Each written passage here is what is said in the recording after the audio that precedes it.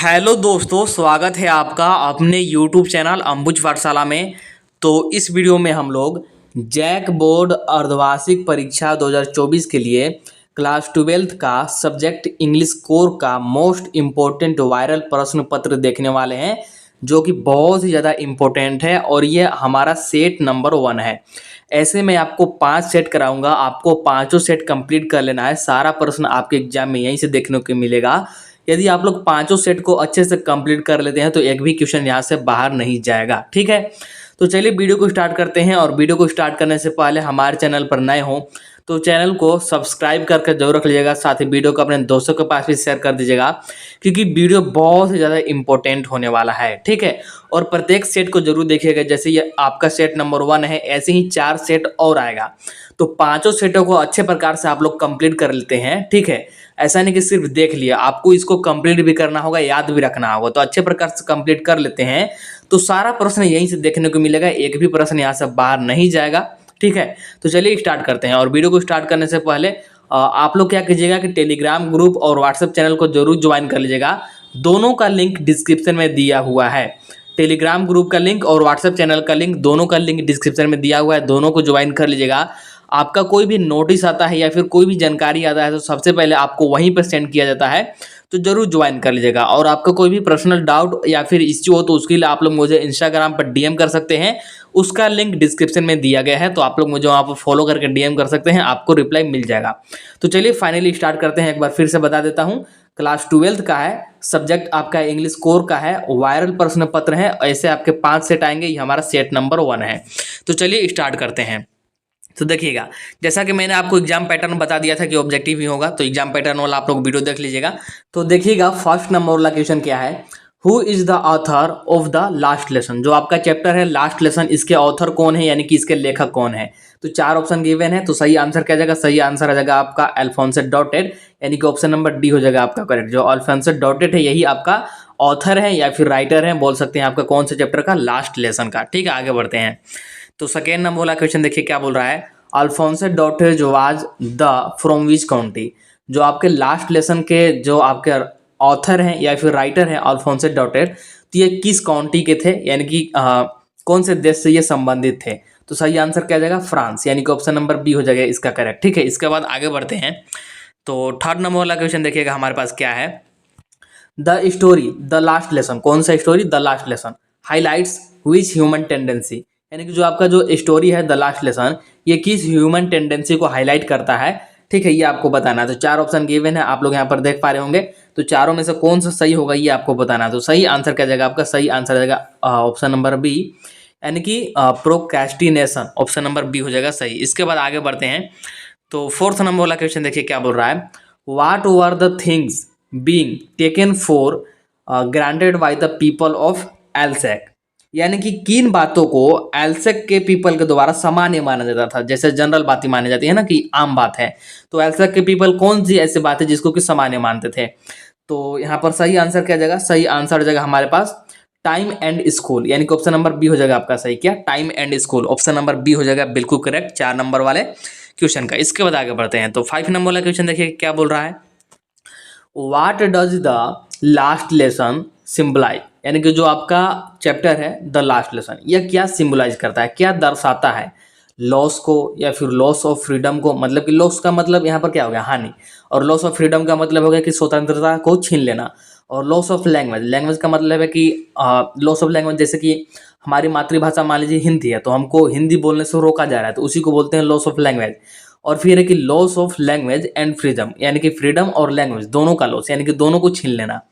तो सही आंसर क्या जाएगा, सही आंसर हमारे पास आ जाएगा loss of language and freedom, यानी कि ऑप्शन नंबर डी हो जाएगा बिल्कुल सही। ठीक है, आप लोग चैप्टर पढ़े होंगे तो बिल्कुल ये क्लियर होगा कि फ्रीडम इनसे छीना जाता है इनके लैंग्वेज को लेकर के, और लैंग्वेज छीन गया तो ऑब्वियसली बात है कि फ्रीडम छीन गया।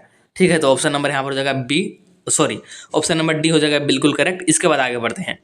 तो 6 नंबर वाला क्वेश्चन देखिए क्या बोल रहा है, what do the marching soldiers under the Windows represent, यानी कि खिड़की के नीचे जो मार्चिंग सोल्डर है, मार्च करते हुए सोल्डर होता है। मार्चिंग का क्या मतलब है, जैसे आप लोग आर्मी में देखते होंगे सोल्जर्स को, तो पेड़ की तरफ मार्च करते हैं, ऐसे अपने बंदूक को लेकर के मार्च करते हैं ना, उसी को बोलते हैं।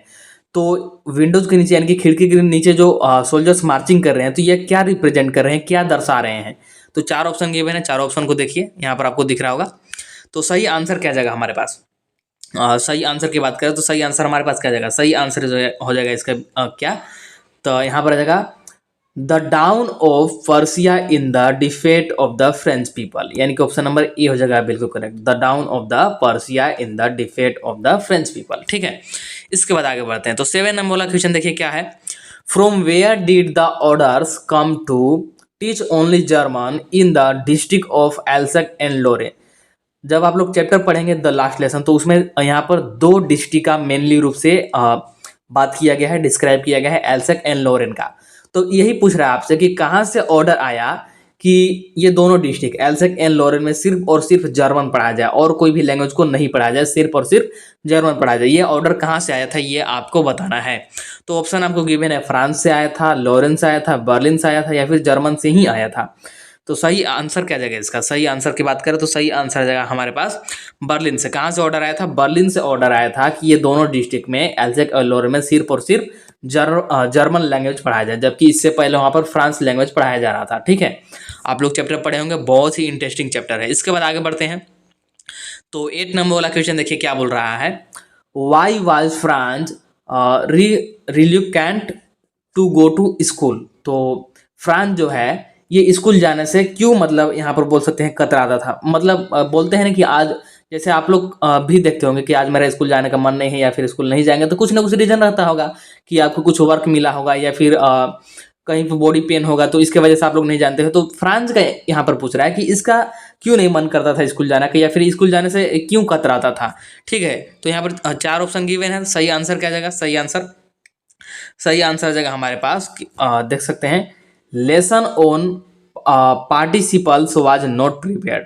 तो जो इनके टीचर थे, जो इनके लैंग्वेज टीचर थे, जो कि फ्रांस पढ़ाते थे, तो फ्रांस लैंग्वेज में इनके टीचर ने पार्टिसिपल्स को, जैसे इंग्लिश में पार्टिसिपल्स होता है ना, ऐसे ही फ्रांस लैंग्वेज में भी होता है, तो पार्टिसिपल्स तैयार करने को बोला था होमवर्क में, मतलब फ्रांस को दिया गया था। तो कंप्लीट नहीं कर पाता है, इसलिए इसको स्कूल जाने का मन नहीं करता है और ये स्कूल जाने से कतराता है। तो ये हो जाएगा आपका सही आंसर। इसके बाद देखिए 9 नंबर वाला क्वेश्चन क्या है, देख पा रहे होंगे आप लोग, what did France find on reaching the school. यानी कि जब फ्रांस स्कूल पहुंचता है तो क्या पाता है। ठीक है, मतलब वो क्या देखता है। तो यहाँ पर 4 ऑप्शन गिवन है कि पीपल वर डांसिंग, क्या वहाँ पर पीपल नाच रहे थे, मतलब सभी लोग नाच रहे थे, स्कूल वाज क्लोज, क्या स्कूल बंद था, या फिर पुलिस पेट्रोलिंग। पुलिस पेट्रोलिंग का मतलब समझते हैं ना कि पुलिस पहरा देती है, उसी को बोलते हैं। फिर स्ट्रेंज क्विटनेस, मतलब कि स्ट्रेंज का मतलब हो गया यहाँ पर अचानक, मतलब कि अजीब सा, जो पहले ना हुआ हो, और क्विटनेस का मतलब एकदम शांति। ठीक है, एकदम शांत हो गया स्कूल। जैसे आप लोग स्कूल जाते होंगे तो शोर शराबा मिलता होगा, अगर आप लोग कभी जाए स्कूल और आपके भी स्कूल में अचानक से एकदम शांति हो जाए, एकदम शांति सा माहौल आ जाए, तो आप भी वहाँ पर सरप्राइज हो जाएंगे, स्ट्रेंज सा लगेगा। तो इसका सही आंसर क्या जाएगा हमारे पास? इसका सही आंसर आ जाएगा बिल्कुल ऑप्शन नंबर डी, बिल्कुल सही हो जाएगा ऑप्शन नंबर डी, यानी कि स्ट्रेंज क्विटनेस। उस दिन मतलब जिस दिन ये फ्रांस पहुंचता है एकदम शांति रहता है उस दिन स्कूल में। इसके बाद आगे बढ़ते हैं।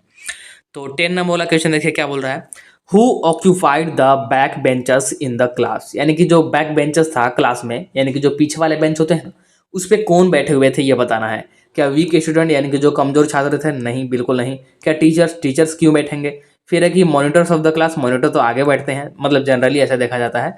फिर है कि विलेज एल्डर्स, तो बिल्कुल सही आंसर हो जाएगा आपका ऑप्शन नंबर डी, यानी कि विलेज एल्डर्स, यानी कि जो गांव के बड़े बुजुर्ग थे ना, वो वहां पर पहुंचे हुए थे। क्यों? तो जो फ्रांस के जो आपके फ्रांस लैंग्वेज था, फ्रांस लैंग्वेज, उसको मतलब उस दिन से बंद होने वाला था, तो टीचर्स को रिस्पेक्ट देने के लिए पहुंचे हुए थे। तो ऑप्शन नंबर डी हो जाएगा करेक्ट। इसके बाद आगे बढ़ते हैं। तो 11 नंबर वाला क्वेश्चन देखिए क्या बोल रहा है, वाई वाज फ्रांस सरप्राइज। तो जब फ्रांस स्कूल जाता है तो क्यों सरप्राइज हो जाता है। ठीक है, सरप्राइज का मतलब आश्चर्यचकित बोल सकते हैं आप लोग। तो 4 ऑप्शन गिवन है, तो क्यों हो जाता है। तो आश्चर्यचकित कोई क्यों ही होगा, मतलब कोई सरप्राइज क्यों होगा जब कुछ अलग हो, हटके हो, जो नॉर्मली एज यूजुअल होता है, तो उससे कुछ हटके हो। बिल्कुल सही बात है। तो ऐसा ऑप्शन यहाँ पर देखिए और चैप्टर से रिलेट कीजिए। सही आंसर क्या जाएगा? सही आंसर आ जाएगा आपका because of M Hamel's kind and polite behaviour. जो एम हेमेल टीचर थे, इनके language teacher, France language teacher थे, फ्रांस पढ़ाते थे, फ्रांस लैंग्वेज टीचर थे, ठीक ना। तो ये बहुत ही मतलब रूडली टाइप के बिहेव करते थे जनरली, और स्ट्रिक्ट टीचर थे। लेकिन उस दिन एक काइंड एंड पोलाइट बिहेव करते हैं, मतलब बहुत ही कोमलता से और एकदम पोलाइट बिहेव में बिहेव करते हैं। तो बस इसीलिए फ्रांस सरप्राइज हो जाता है। इसके बाद आगे बढ़ते हैं। तो 12 नंबर वाला क्वेश्चन देखिए क्या बोल रहा है। Why was France feeling regretful and sad, यानी कि जो फ्रांस है ये रिग्रेटफुल और सैड क्यों फील करता है, मतलब कि उदास और रिग्रेट का मतलब आप लोग समझ रहे हैं ना। रिग्रेट का मतलब होता है जैसे पछतावा बोल सकते हैं कि पछतावा इसको क्यों होता है।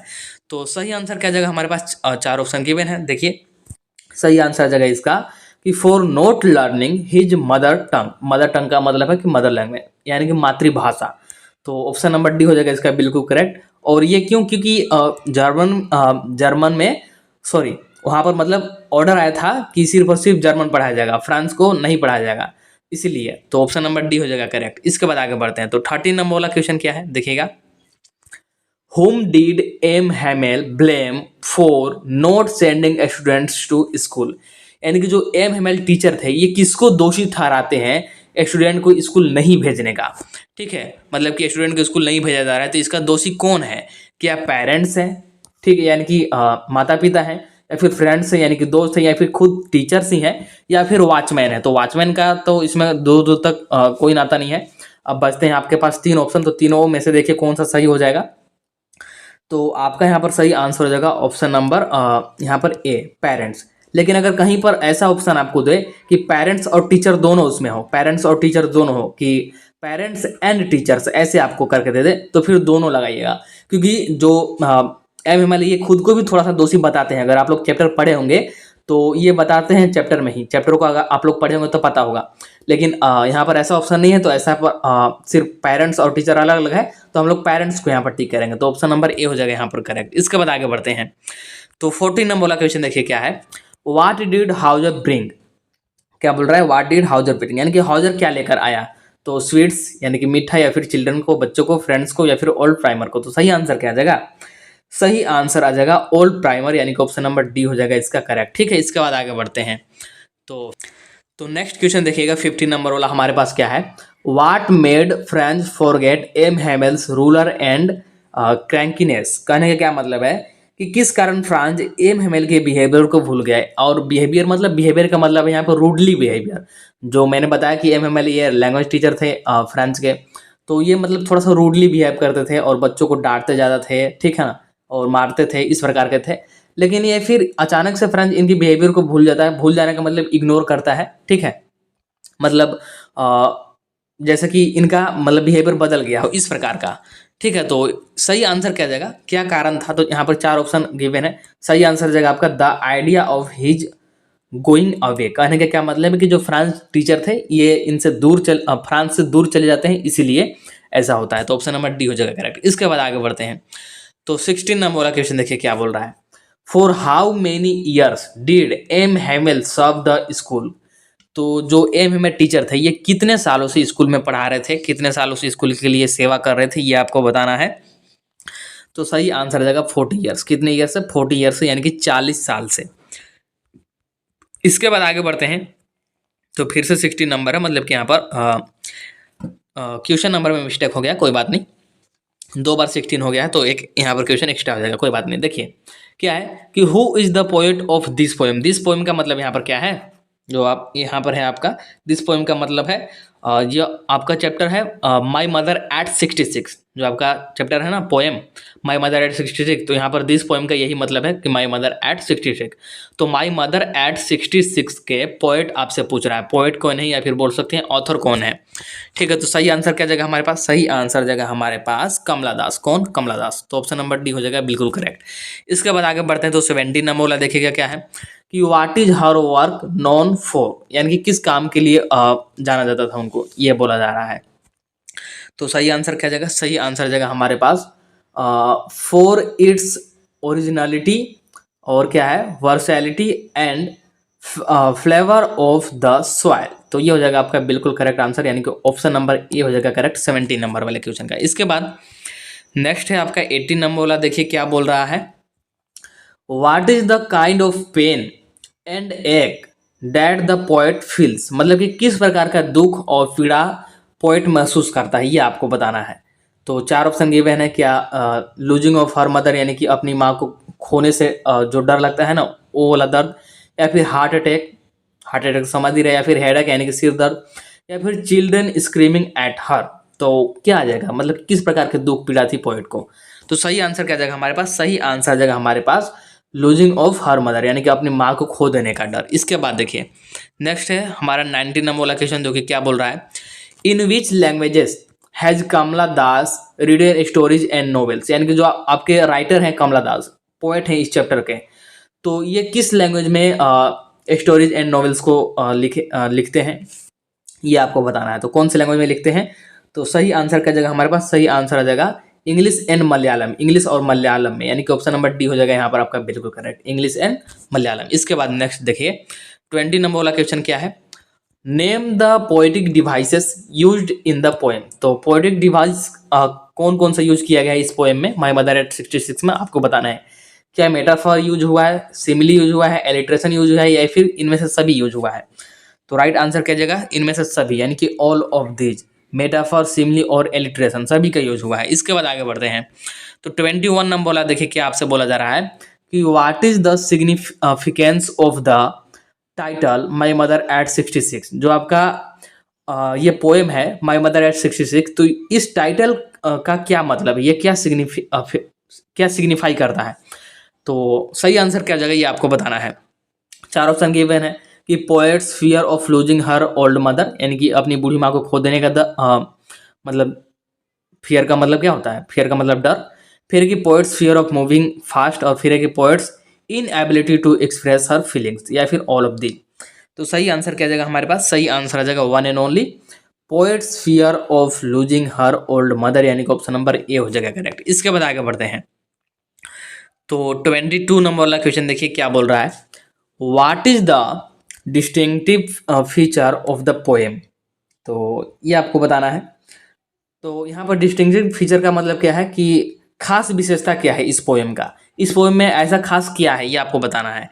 तो यहाँ पर चार ऑप्शन की मैंने, सही आंसर क्या जाएगा, सही आंसर की बात करें तो सही आंसर जाएगा हमारे पास narrative style using a single sentence in a set of 14 lines, यानी कि 14 लाइन में ये आपका पोएम है, और कैसा है तो नैरेटिव स्टाइल में है। तो ऑप्शन नंबर डी हो जाएगा करेक्ट, यही इसको खास बनाता है। इसके बाद आगे बढ़ते हैं तो 23 नंबर वाला देखिए क्या बोल रहा है, What does this narrative style of the poem signify। और ये जो नैरेटिव स्टाइल का ये पोएम है तो ये क्या सिग्निफाई करता है, क्या दर्शाता है। तो चार ऑप्शन गिवन है, चारों में से देखिए इसका सही आंसर क्या जाएगा, सही आंसर आ जाएगा a single thread of thought mixed with hers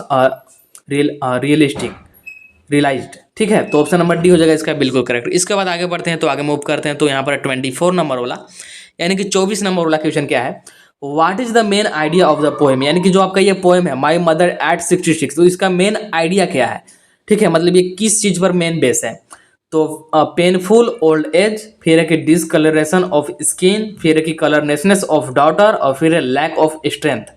तो चार ऑप्शन गिवन है, सही आंसर क्या जाएगा, सही आंसर जाएगा आपके यहाँ पर पेनफुल ओल्ड एज, यानी कि जो ओल्ड एज में पेन होता है ना उसको लेकर के। तो ऑप्शन नंबर यहाँ पर जगह ए बिल्कुल करेक्ट। इसके बाद आगे बढ़ते हैं तो 15 नंबर वाला देखिए क्या है हमारे पास, what did the poet realise with pain, यानी कि जो पोएट है पेन के साथ क्या रियलाइज करता है, मतलब दर्द के साथ। ठीक है, तो her mother's appearance like a corpse, फिर है कि सी एज इनकंसिडरेटेड, फिर है कि ओल्ड एज इज प्रेजेंट, और फिर है कि सी हैज ड्यूटीज। तो सही आंसर क्या जाएगा, सही आंसर जाएगा हमारे पास कि her mother's appearance like a corpse, यानी कि ऑप्शन नंबर ए हो जाएगा करेक्ट। इसके बाद आगे मूव करते हैं तो 26 नंबर वाला यानी कि 26 नंबर वाला क्वेश्चन देखिए, what is the familiar act. Familiar act का मतलब यहाँ पर क्या है, जाना पहचाना दुख दर्द पीड़ा।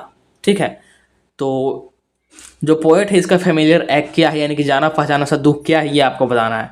तो हर childhood fear of losing her mother, यानी कि बचपन से ही अपनी माँ को खो देने का फियर का मतलब क्या होता है, अभी तुरंत मैंने आपको बताया था। इसके बाद ठीक है, इसके बाद है कि हर मदर्स वीक हेल्थ, यानी कि वीक हेल्थ का मतलब आप लोग समझते हैं, अच्छा हेल्थ नहीं, फिर कि हर ड्यूटीज, और फिर कि हर हेल्पनेसेस। तो सही आंसर क्या जाएगा हमारे पास, सही आंसर जाएगा हमारे पास her childhood fear of losing her mother, यानी कि अपनी माँ को खो देने का यहाँ पर डर था। इसके बाद आगे बढ़ते हैं तो 27 नंबर वाला देखिए क्या है, what do the running trees signify. तो जब आप लोग चैप्टर पढ़िएगा तो इसमें रनिंग ट्रीज को बताया गया है, ठीक है। इसमें रनिंग ट्रीज को बताया गया है जो कि पीछे की तरफ जाते हैं।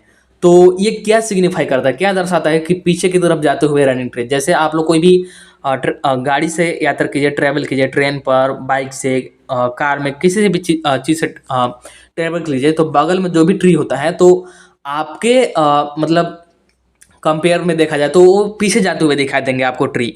तो इसका क्या मतलब है इस चैप्टर में, ये आपको बताना है, ठीक है।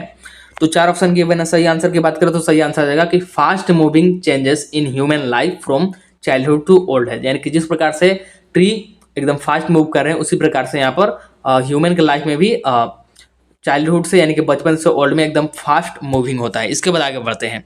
तो 28 नंबर वाला क्वेश्चन देखिए क्या बोल रहा है। Winter's moon is a reference to the mother's. यहाँ पर मदर्स का मतलब है पोएट्स मदर।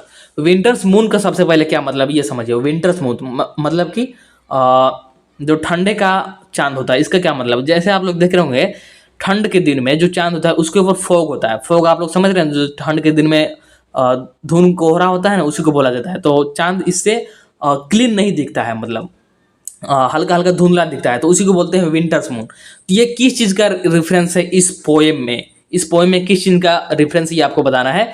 और ये जो रेफरेंस है ये पोएट्स मदर के लिए रेफरेंस है। तो यहाँ पर सही आंसर क्या हो जाएगा, इसके अकॉर्डिंग बताना है। तो सही आंसर आ जाएगा कि ओल्ड एज। क्या ओल्ड एज, यानी कि ए नंबर वाला ऑप्शन सही हो जाएगा। इसके बाद आगे बढ़ते हैं। तो 29 नंबर वाला क्वेश्चन देखिए क्या बोल रहा है। What does again face signify. Again face का मतलब क्या है ये समझिए। अगेन फेस का मतलब होता है जैसे बुढ़ापे में आप लोग देखते होंगे, दादी बाबा किसी को भी देखे होंगे कि फेस पर उनकी झुर्रियाँ टाइप की आती है। मतलब जो फेस है ये मतलब हल्का मुरझा मुरझा टाइप का होता है, यहाँ पर चिमड़ारे मुमड़ा जैसा हो जाता है, मतलब झुर्रिया जिसको बोलते हैं, तो ये आ जाता है। तो ये क्या सिग्निफाई करता है ये आपको बताना है। तो 4 ऑप्शन है। कलर ऑफ फेस, क्या फेस के कलर को दर्शाता है, या फिर face is covered with x, और फिर है कि पेल and lifeless face of poet's mother, और फिर है कि टू शो अगली फेस। तो सही आंसर क्या जाएगा, सही आंसर आ जाएगा pale and lifeless face of poet's mother. Option number C हो जाएगा बिल्कुल करेक्ट। इसके बाद 30 नंबर वाला क्वेश्चन देखिए क्या है, जो कि लास्ट है आपका सेट नंबर 1 का। What does the poet notice outside the car. यानी कि जो पोएट है कार के बाहर क्या नोटिस करता है ये आपको बताना है।